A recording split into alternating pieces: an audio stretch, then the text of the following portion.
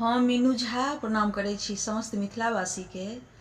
एकटा बधैया सोहर गाबऽ जा रहल छी, संग दऽ रहल श्रीमती ललिता झा। नीक लागत तऽ लाइक शेयर जरूर करब। धन्यवाद। जय मिथिला, जय मैथिली। कहमा सँ एलै पिया पियरिया पियरिया लागल झाल रे हो। पिया हो कहमा से आयल सिंदूरबा सिंदूरबा भरल सिंदूर हो।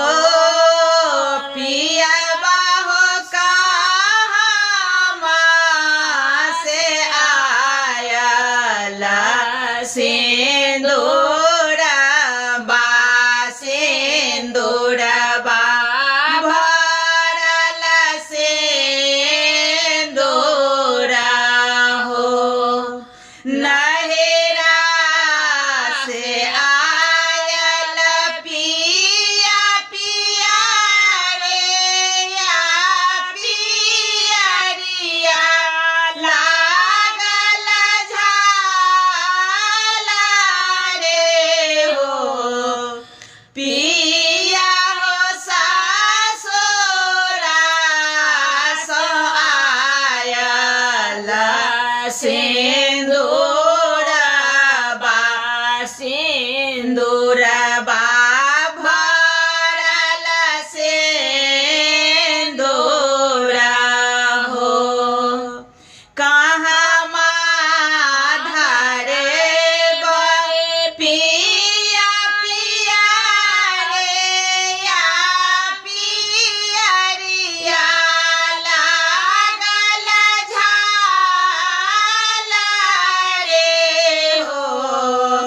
पियबा हो कहमा धरबै हम सिंदूरबा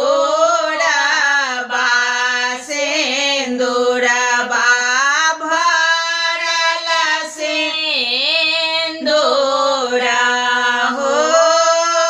पियबा हो कहमा धरब हम सिंदूरबा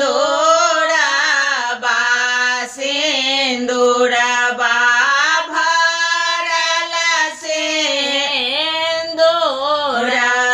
हो। झपिया में धरबै पिया पियरिया पियरिया लागल झाल रे हो। पिया हो कोठी पर में धरबै सिंदूरबा